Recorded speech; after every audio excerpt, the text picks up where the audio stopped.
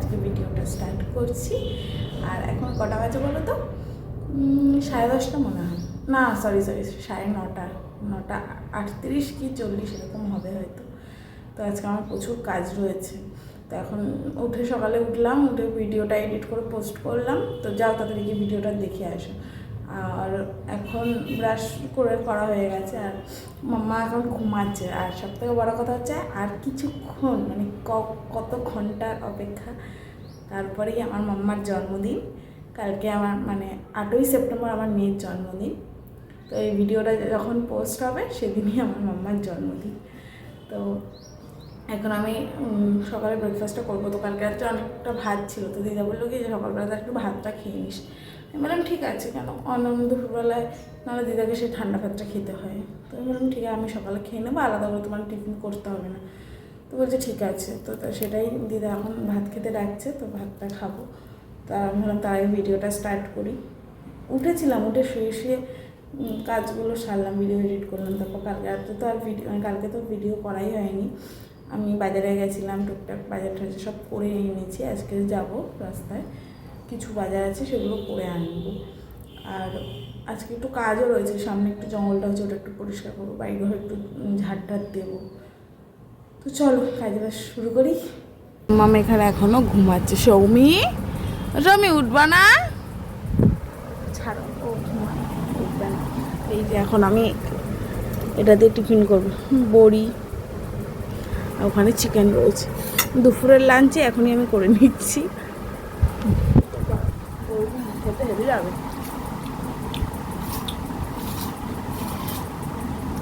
খেয়ে দেয় কাজে হাত দিই, বললাম না কাজ রয়েছে। সকাল সকাল না ভাত খাই না, তো ইচ্ছা করে না। গরম জিরা রান্না হেভি রান্না, জিরা ফাটাফাটি রান্না করে, বহুত টেস্ট হয় রান্না, বহুত টেস্ট। আমি তো যখন শ্বশুরবাড়িতে হবে, আমি তো শ্বশুরবাড়িতে পেঁয়াজ রসুন খাবার খায় না। ধরো রুই মাছ, কাঁকড়া মাছ, এগুলো আমি একটু ভালো খাই, বাটা ভোলা ঠোলার থেকে। তাই তখন আমি দিদা কথা মনে পড়ে, দিদা থাকলে দিদা একটু ওটা হয়তো পেঁয়াজ রসুন একটু কালিয়া ঠালিয়া করে দিই। যাই হোক, যেখানে যখন যেমন তখন তো তখন করে। যাও ফ্রেন্ড, খুব হয়ে যায় আর টাইমগুলো নেই। দেখতে দেখতে রাত চলে আসবো কালকে সকালে। হয়তো দেখানো হয়, আমি হুট করেই ঠিক হয়েছে আমার বাপের বাড়িতে হবে। আমার নালে শ্বশুরবাড়িতেই হতো দু বছর ধরে, আমার মনে হয় এবার 3 বছরে পড়বে। তো 2 বছর ধরে আমার শ্বশুরবাড়িতেই হয়েছে। কিন্তু এই বছর কিছু শ্বশুরবাড়িতে পারিবারিক না, একটু সমস্যার জন্য, একটু জায়গা বাঁচার সমস্যার জন্য আমার বাপের বাড়িতে করছি। তো সেই জন্য আমি একেবারে আমার শ্বশুরবাড়ির ওখান থেকে সব জিনিসপত্র কিনেই এনেছিলাম, ডেকোরেশনের জিনিস যা যা লাগবে সব কিছুই কিনে এনেছিলাম। আর যেহেতু কালকে আমাদের থিম বলতে কিছু না, আমার ইচ্ছে একটু লাল কালোর মধ্যে ডেকোরেশনটা করবো। মনমোহনকে একটা লাল কালোর মধ্যে ড্রেস পরাবো, আমি একটা লাল কালো ড্রেস পরবো। তো ইচ্ছা রয়েছে আমি আমার বর মানে মেয়ের মা বাবা তিনজন সেম কালারেরই ড্রেস একটু মানে ক্যারি করার ইচ্ছা রয়েছে। আমি জানি না ঠিক কতটা হবে, কেন গরম দিলে আমি ওই শাড়ি হয়তো পরতে পারবো না, অন্য শাড়ি আমার পরতে হবে, কেন আমি একদম গরম সহ্য করতে পারি না। যেহেতু আমি খাবার আমাদের অর্ডার দেওয়া রয়েছে, মানে মিনিমাম 50-60 জনের মতো খাবার অর্ডার দেওয়া, তাই এসে জাস্ট খাবারটা দিয়ে যাবে। এরা সার্ভিসিংয়ের কোনো ছেলে আমরা নিচ্ছি না, কেন আমার বরের প্রচুর বন্ধুরা আছে, জানো তোমরা যে আমার প্রচুর দাদারা রয়েছে, তারাই একদম একাই 100, তাদের হাতেই সব ছেড়ে দেবো যে তোমরাই মানে সার্ভিসিংটা একটু করে দাও। তাই মানে দাদারাই চলে আসবে, কালকে করেও দেবে। আমার দেওরা আসবে, ভাই আসবে, এখানকার মামাবাড়ির ভাইয়েরা আসবে, সবাই আসবে, সবার সাথে তাদের মধ্যে আলাপ করে দেবো। আসলে অত লোকের মধ্যে না ক্যামেরাটা অন করা হয়ই না। একটু যদি কেউ হেল্প করতো না খুব ভালো হতো, যে একটু ফোন ক্যামেরাটা জাস্ট ধরতো, আমি কথাটা আমি অবশ্যই ধরতাম, কিন্তু ক্যামেরাটা কেউ একটু ধরে দেয় না, এই জন্য অসুবিধা হয়। এই ফোনটা নিয়ে এরকম অল টাইম না মানে ধরে নিয়ে কাজ করা খুব মুশকিল হয়ে যায়, ওই জন্যই সমস্যাটা। তো চলো কাজ বাজে হাত লাগাই কেন ঘুম পাচ্ছে না, হয়তো তাড়াতাড়ি উঠেছি তো চোখ টুকগুলো কেমন ঘুম চলে গেছে।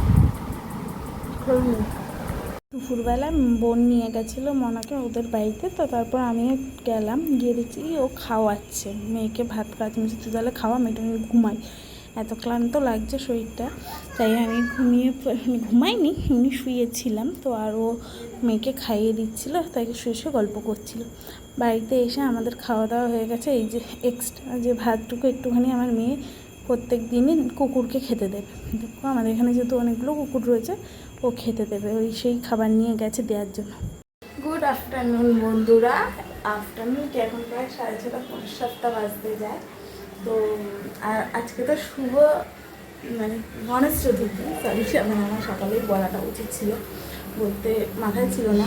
তো মা দুপুরবেলায় একটু ঠাকুরের প্রসাদ নিয়ে এসেছিল। তো আমি বললাম মা এটা কিসের প্রসাদ?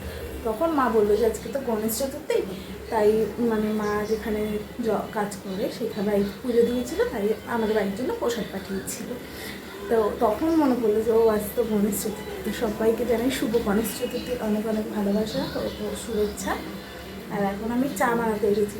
আর জানো আমার মনটা পুরো খারাপ হয়ে গেল এই ওয়েদারটা দেখে। দাঁড়াও, দেখো দেখেছ বৃষ্টি হচ্ছে, বৃষ্টি পড়ছে পুরো জল জল। আমার প্ল্যানিং ছিল যে এইখানটায় চেয়ার টেবিলটা পাততাম আর এই জায়গাটার ডেকোরেশনটা করতাম। জায়গাটা ডেকোরেশন করে মনে এখানে কেকটা কাটতো আর এখানে নিচে খাওয়া দাওয়া করা হতো, সব এইসব জায়গা সব ডেকোরেশন করা থাকতো। কিন্তু এই বৃষ্টির কারণে কি হবে কে জানে। কালকে মনটা, আমি শুয়েছিলাম ঘুমাচ্ছিলামই, হট করে উঠেছি। এবার আমাদের ঘরে না দরজা ফরজা চারদিক সব বন্ধ থাকলে বোঝাই যায় না যে বাইরে কি মানে তুলকালামাগুলো মনে আমরা টের পাই না। তো এখন হট করে ধরো ক্যামেরাটা একটু রেখে হাতে না পারি না, তা আমি উঠেছি, উঠে ওয়াশরুমে যাচ্ছি। পিছনে মানে আমাদের বাড়ির পেছন দিকটা হচ্ছে ওয়াশরুমটা। তা আমি ওয়াশরুমে গেছি, তখন দেখছি দরজাটা খুলেছি, ঝুমঝুম করে আওয়াজ, কিসের আওয়াজ, দরজাটা খুলে দেখি বৃষ্টি পড়ছে। পুরো দিমাগটা আমার খারাপ হয়ে গেলো। কালকে অনুষ্ঠান আর আজকে এরকম বৃষ্টি হচ্ছে, আমি মানে মাথা আমার কাজ করছে না, আমি জানি না কী হবে। মানে প্রায় 50-60 জনের অ্যারেঞ্জমেন্ট, কোথায় কী করবো আমি জানি না। ঠাকুর জানি সব, কী হবে না হবে। তো চলো একটু চাটা খাই। এখন রাস্তায় যাওয়ার একটু কথা ছিল, কেন আমি কালকে টুকটাক বাজার করে এনেছিলাম, আজকে টুকটাক কিছু ছিল ওগুলো নিয়ে আসতাম। আর ভেবেছিলাম রাত 12টার সময় মনাকে একটা ছোটো কেক কাটাবো, যেহেতু ওর বাবাও আসবে না, কেউই থাকবে না, তো তেমন ওই করবো না, ছোটো একটা ওই পেস্ট্রিগুলো থাকে ওগুলো এনে ওকে দিয়ে হ্যাপি বার্থডে কেক কাটাবো। আমি জানি না কী হবে। তো এখন চাটা আগে বানিয়ে নিয়ে চলো।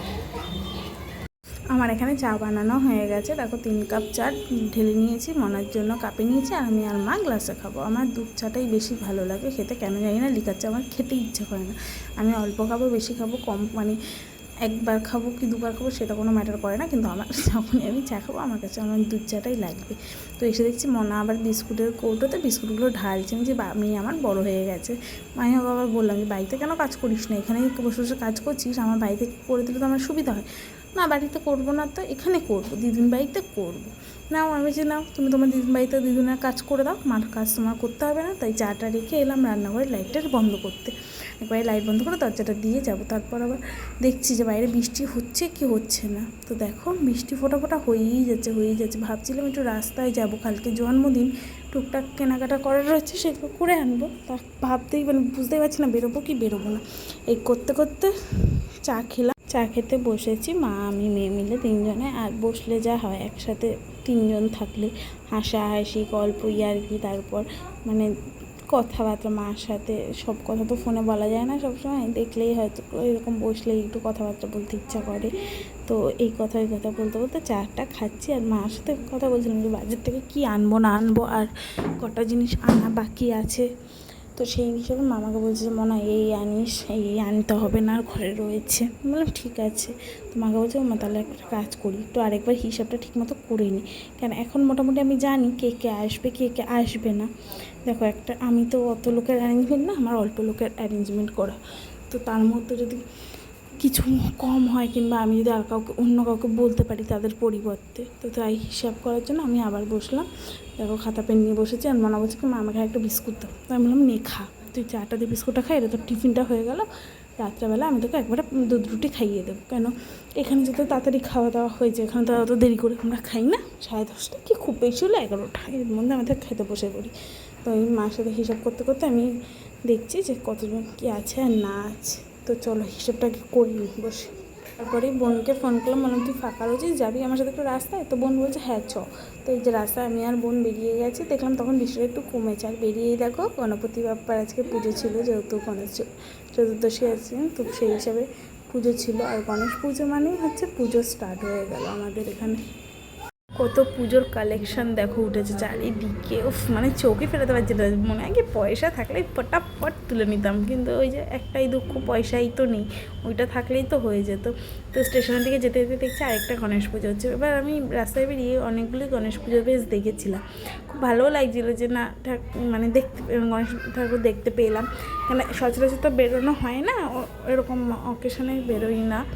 তাই এবার তো তোর রাস্তা ওখানে চলে গেছিলাম, মেন উদ্দেশ্যে গেছিলাম যে পনির কিনবো। তো আগে গিয়ে যার জন্য পনিরটা তুলে নিলাম, কেন তারপর যদি ভুলে যাই কিংবা কিছু, মানে যেটার জন্য যাওয়া, তো সেটা আগে করে নিলাম, পনিরটা তুলে নিলাম। আর এখানে আমি বললাম কি পনিরটা তুমি একটু পিস পিস করে দিয়ে দাও। এই দাদুটা খুব ভালো, আমাকে ওই পনিরটা পিস পিস করেই দিয়ে দিল। বলছে না ঠিক আছে, মানে আমি বলেছি তাই জন্য।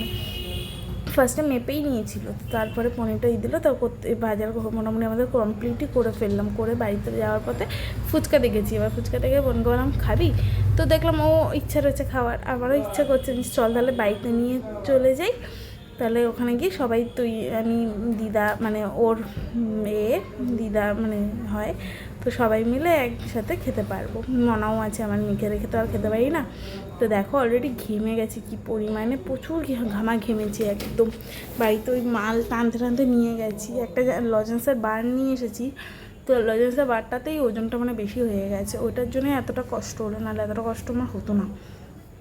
ঘরে ঢুকেই দেখছি মা মেয়ে মিলে বদমাইশি করছে, মানে দুজনেই করছে, কাকে আমি মানে দোষটা দেবো। দুজনেই খেলা হচ্ছে তাদের, তারা ট্রেন গাড়িতে করে ঘুরতে যাচ্ছে, প্রচুর অনেক কিছু করে ফেলেছে ঘরের মধ্যে। তারা বসে বসে আমি তো মানে অবাক হয়ে যাই এদের খেলা দেখলে। ছোটোবেলা আমিও অবশ্য খেলতাম, আমি তো ঘরে একা থাকতাম, একা থাকতাম বলতে আমার তো কোনো ভাই বোন ছিল না, তখন আমিও আমার মার সাথেই এরকম খেলতাম। তাই মা এখন বলে আগে তোকে নিয়ে খেলতাম, এখন তোর মেয়েকে নিয়ে খেলাম, যে খেলো খেলো। তো এই যে বোন বাড়ি চলে যাবে, তো বলছে মাসি তুই আমার তাড়াতাড়ি আগে ফুচকাটা দিয়ে আমি খেয়ে দিয়ে বাইরে নিয়েছি। হ্যাঁ বস, রাত হয়ে গেছে, আমরাও তো খাবো। তো একবারে খেতেই বসে গেছিলাম। মনা তো এখানে দেখো মানে রীতিমতো কাড়াকাড়ি শুরু করে দিয়েছে, ওকে ফুচকা দিতেই হবে। আমাদের সবার 4টে করে ভাগে পড়েছিল, কিন্তু আমার মেয়েরও কিন্তু 4টেই ভাগে পড়েছিল। আমরা ভেবো না যে ওকে 2টো দিয়েছি, ওকেও রীতিমতো 4টেই দেওয়া হয়েছে, পুরো 4টে করে সবার ভাগে পড়েছে। 30 টাকার ফুচকা এনেছি, ওই যা দিয়েছে মিলেমিশে সব খেয়ে নিলাম। তো মাকে দিয়েছিলাম ভিডিও করতে, মা আবার বোনকে বলছে তুই খা একটা, তুই খা, তোর একটা ভিডিও করি। তাই আবার বোন ফার্স্টে লজ্জা পেয়েছে, তারপরে আবার খেয়ে তারপর দেখাচ্ছে। আর এখানে দেখো খাওয়া দাওয়া করে সবাই একটুখানি শুয়েছি, তো তখনই দেখলাম দিদা কাছ থেকে চলে এসেছে। আর আমার দিদাকে দেখলেই না আমার মেয়ে পাগল হয়ে যাবে, কেমন যেন করে, পছন্দ করে না, এরকম করে। দেখো দিদাকে কামড়াতে যায়, তো দিদা বলছে তুই আমাকে কামড়াবি? বলছে হ্যাঁ আমি তোমাকে কামড়াবো। সে কামড়াবেই, কিছুতেই আটকে রাখা যায় না। বদমাইশি এমন করে, যে মাঝে মাথার মধ্যে ভূত চাপলে, যেই ভূতটা চাপবে ওই ভূতটাকেই টানতে টানতে নিয়ে যাবে, মানে ভূত থামে না কোনোভাবেই। তারপরে অনেক কিছু বলে শান্ত হলো। তো এখন তার বম্মাকে সে মেকআপ করিয়ে দিচ্ছে, দেখো পা টিপে দিচ্ছে, ওটা দিয়ে মেকআপ না সরি ম্যাসাজ করে দিচ্ছে, ম্যাসাজ করছে। এখন পাটা ম্যাসাজ করবে, তারপর দিদুনকে সাজিয়ে দেবে, প্রচুর কিছু অনেক কিছুই করে সে ঘরে বসে। এক হাতে সে মেকআপ আর্টিস্ট, এক হাতে সে কী বলে, আরে ওইটাকে কী বলে বলো না, আমি তো ভুলেই গেছি নামটা। যাই হোক সব রকমই একসাথে ও করে। আর এখন তারপর রাত হয়ে গেছে, মা বললো কি তাহলে খাবারটা নিয়ে খেয়ে নি।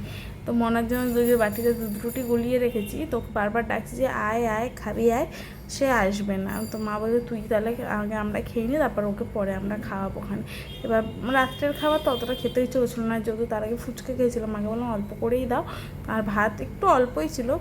তো তিনজনে মিলে ভাগাভাগি করেই খেয়ে নিলাম। দিদা কয়েকজন বলছিল কি আমি খাবো না, তোরা খা। আমি বলছি কেন খাবা না, যার রয়েছে হয়ে যাবে, চলো তুমিও খাও আমরাও খাই। ওই রাত্রেবেলা অতটা লাগে না, যেহেতু আমরা ফুচকা খেয়েছি তো আরোই অতটা লাগবে না। আর আমি তো এই বাড়িতে শ্বশুরবাড়িতে অত বেলা রাত করে খাই, আর বাপের বাড়িতে গিয়ে তো সেটা তাড়াতাড়ি হয়ে যায়। আমার না কেমন গ্যাস হয়ে যায়, আমি মানে খেয়ে হজম করতে পারি না।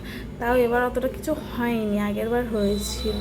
তো মনা ওখানে বসে থাকতে থাকতে তো কী করবে, তো মা বললো যে মন তুই খা, আমার তো খাওয়া হয়ে গেছে, আমি তোর খাইয়ে দিই।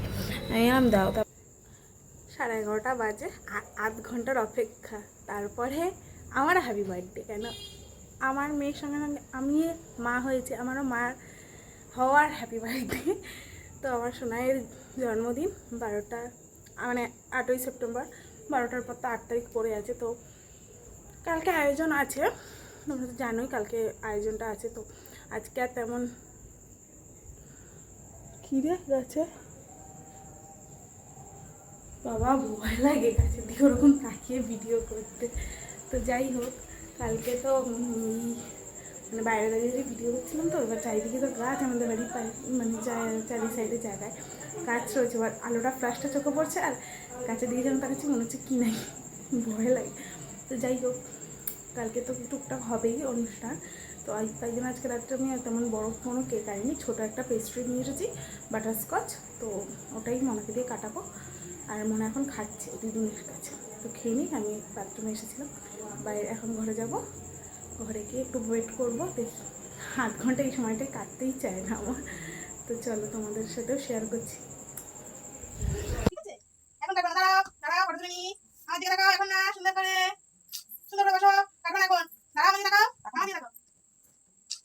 Happy birthday to you, happy birthday to you, happy birthday dear Shomi. মামাকে খাইয়ে আসো, তুই খাই তো, এটা তুমি খাও, এটা মামাকে খাইয়ে আসো, মামাকে খাইয়ে আসো। বাবা কেন ফোন করো, আমি তো খাই যাবে, তারা চলতে খাই না চলে খুশি সৌমি, তাই দেখি যাই তাকাও সৌমি, খুশি তুমি? আচ্ছা খাও, আমার পাখা চালো ভালো খেতে, খাওয়া আস্তে খাও। আরে টাটা করে দাও, গুড নাইট, আবার কালকে দেখা হবে। তো কেক কাটানো হয়ে গেছে, তো তার মধ্যেই ওর বাবা আবার উপস্থিত হয়েছে। আমি তো জানতামই না ওর বাবা আসবে, মেয়েকে সারপ্রাইজ দেওয়ার জন্য চলে এসেছে। আবার সঙ্গে দেখো কেকও নিয়ে যাবে। বললাম তো যদি তুমি কেকটা আনতে, আমি আগে বললাম আমি আনতাম না, হয়তো 10টা মিনিট পরে সেলিব্রেট করতাম। বলছে না না তুমি তোমার মতো করেছো, আমি আমার মতো করে নাও, আবার কেক কাটাও। তো মনা তো খুবই খুশি, কেন ফার্স্টবার একবার কেক কাটা হয়েছে, এবার সেকেন্ডবার দেখো হাতের মধ্যে আবার কেকটা, মানে ওটা ছুরি দিয়ে কাটছে। বলছে মা দেখো আমার হাত কাটছে না, এটা তো মিছি ছুরি, মিছি নেও কাটো। তো আমার মেয়ের আজকে হ্যাপি বার্থডে, 3 বছরে পড়লো। তোমরা সবাই প্রচুর ভালো মানে আশীর্বাদ করো, যাতে আমার মেয়ে খুব ভালো হয়, মানুষের মতো মানুষ হয়, সবার সাথে যেন মিলেমিশে ভালোভাবে ভালোবেসে সবাইকে নিয়ে কাছে থাকতে পারে। তো এইটুখানি চাই সবার কাছে, আর কিছুই চাই না। এইটুখানি সবাই একটু মন ভরে তোমরা আশীর্বাদ করো, যাতে আমার মেয়েটা খুব ভালো থাকে, জীবনে অনেক উন্নতি করতে পারে। তো চলো আজকের মতো ভিডিওটা এখানেই শেষ করছি। কেমন লাগলো অবশ্যই আমাকে কমেন্ট করে জানিও। নেক্সট ভিডিও তো কালকে আসছি, কালকের জন্মদিনের ব্লগ দেখার জন্য সবাই অপেক্ষা করো। তো টাটা, আজকের মতো গুড নাইট সবাইকে, লাভ ইউ অল।